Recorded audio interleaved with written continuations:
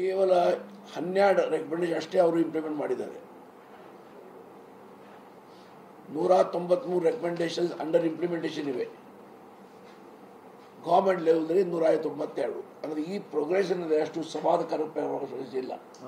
1771 pending with departments accept ಮಾಡಿದ್ದು recommendations ಇವು. ನಾವು ಜಾರಿ ಮಾಡ್ತೇವೆ ಅಂತ ಹೇಳಿದ್ದೆ ರೆಕಮೆಂಡೇಶನ್ಸು.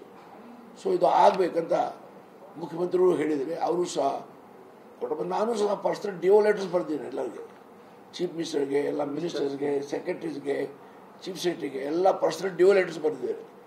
ಇದು ಈಗ ಆಗಿದೆ, ಇದು ಆಗಬೇಕು, ಇದರಿಂದ ಆಡಳಿತದಲ್ಲಿ ಸುಧಾರಣೆ ಆಗ್ತದೆ, ಜನರಿಗೆ ಅನುಕೂಲ ಆಗ್ತದೆ, ಪಾರದರ್ಶಕ ಆಡಳಿತ ಬರ್ತದೆ ಅಂತ ನಾನು ಸಹ ಹೇಳಿದ್ದೇನೆ. ಈಗ ಈ BPL ಡೆಫಿನೇಷನ್ ಅದೆಲ್ಲ ಬಿಲೋ ಪಾವರ್ಟಿ ಲೈನ್, ಇದು ನಿಮಗೂ ಗೊತ್ತಿರ್ಬೋದು. ಒಂದು ಸರ್ಕಾರಿ ಅಧಿಕಾರಿಗಳು ಅದಾರಲ್ಲ, ಅವ್ರು ಯಾರಿಗೂ ಇದ್ರ ದುರ್ಲಾಭ ತಗೊಳ್ಳೋಕೆ ಬರೋದಿಲ್ಲ, ಯಾಕಂದ್ರೆ ಅವರೆಲ್ಲ ಸ್ಯಾಲರಿಗಳು ಗೊತ್ತಾಗ್ತವೆ. ಆದರೆ ಬಹಳಷ್ಟು ಕಡೆ ನಾವು ನೋಡಿದ್ದೇವೆ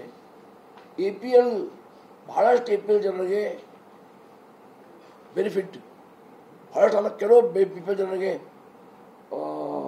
ಬೆನಿಫಿಟ್ ಸಿಕ್ಕಿದ್ದು ನಾವು ನೋಡ್ತೇವೆ. ಅದು ಯಾರು BPL ಇಲ್ಲ ಅಂಥ ಜನ ಬೆನಿಫಿಟ್ ತಗೊಂಡು ನೋಡ್ತಾ ಇದ್ದೇವೆ. ಹಾಗಾಗಿ ನಾವು ಇದರ ಬಗ್ಗೆ ಒಂದು ಕಮಿಟಿ ಮಾಡಿದ್ದೇವೆ. ನಮ್ಮ additional chief secretary and development commissioner ಅವರ ಅಧ್ಯಕ್ಷತೆಯಲ್ಲಿ ಒಂದು ಕಮಿಟಿ ಮಾಡಿದ್ದೇವೆ. BPL ಕ್ರೈಟೀರಿಯಾದಲ್ಲಿ ನಾವು ಏನು ಬದಲಾವಣೆ ಮಾಡೋದಿಲ್ಲ, ಇನ್ಕಮ್ ಲಿಮಿಟ್ದಲ್ಲಿ ಬದಲಾವಣೆ ಮಾಡೋದಿಲ್ಲ, ಅರ್ಹತೆಗೂ ಬದಲಾವಣೆ ಮಾಡೋದಿಲ್ಲ. ಆದರೆ ಏನು ಕೆಲವು ಜನ ದುರುಪಯೋಗ ತಗೊಳ್ತಾ ಇದ್ದಾರೆ, ಯಾರು BPL ಇಲ್ಲ ಅಂಥ ಜನ ಐಡೆಂಟಿಫೈ ಮಾಡಿ ನ್ಯಾಯಬದ್ಧವಾಗಿ ಜನ ಯಾರಿಗೆ ಸಿಕ್ಕಿಲ್ಲ ಅವ್ರಿಗೆ ಕೊಡುವ ಪ್ರಯತ್ನ ಮಾಡ್ತಾ ಇದ್ದೇವೆ. ಇದು ಭಾಳ ಅವಶ್ಯಕತೆ. ಅನ್ನೆಸರಿ ಸರ್ಕಾರ ಮೇಲೆ ಬರ್ಡನ್ ಬರ್ತಾ ಇದೆ, ಆರ್ಥಿಕ ಬರ್ಡನ್ ಬರ್ತಾ ಇದೆ, ಅದು ಸರಿಯಲ್ಲ. ಯಾರು ನ್ಯಾಯಬದ್ಧವಾಗಿ ಸಿಗಲಿಕ್ಕೆ ಬೇಕು. ಬಟ್ ಯಾರು ನ್ಯಾಯಬದ್ಧವಾಗಿ ಅಧಿಕಾರ ಇಲ್ಲ ಅಂಥವ್ರು ತೊಗೊಂಡ್ರೆ ಅದು ವಿಡೌಟ್ ಮಾಡಬೇಕಾಗ್ತದೆ. ಸೊ ನಿಮ್ಮ ಮುಖಾಂತರ ಮೊದಲೇ ನಾನು ಹೇಳ್ತಾ ಇದ್ದೇನೆ, BPL ಕಾರ್ಡ್ ಹೋಲ್ಡರ್ಸ್ಗೆ ಯಾರು ಅರ್ಹರಾದರೆ, ಯಾರು ಈ ಕಾರ್ಡ್ಸು ಕಾಯ್ದೆ ಕಾನೂನು ಪ್ರಕಾರ ಸಿಗಲಿಕ್ಕೆ ಅರ್ಹತೆ ಇಲ್ಲ, ಅವ್ರು ದಯವಿಟ್ಟು ಮಾಡಿ ಸಹಕರಿಸಬೇಕು, ಅವರೇ ವಾಲಂಟರಿ ಆಗಿ ಸಹಕರಿಸಬೇಕಂತ ವಿನಂತಿ ಮಾಡ್ತೇನೆ. ಮತ್ತು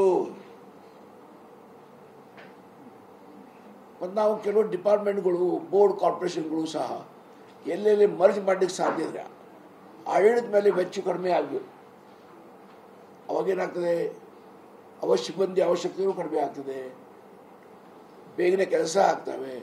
ಹಾಗಾಗಿ ಡಿಪಾರ್ಟ್ಮೆಂಟ್ಸ್ ಮರ್ಜ್ ಮಾಡೋದು, ಬೋರ್ಡ್ಸ್ ಕಾರ್ಪೊರೇಷನ್ ಮರ್ಜ್ ಮಾಡೋದು, ಇದೆಲ್ಲ ಸಾಧ್ಯತೆಯನ್ನು ಅದು ಪರಿಶೀಲನೆ ಮಾಡ್ತಾ ಇದ್ದೇವೆ.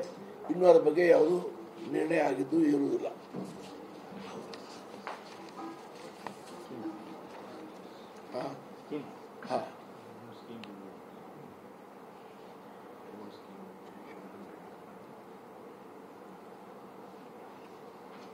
ಈಗ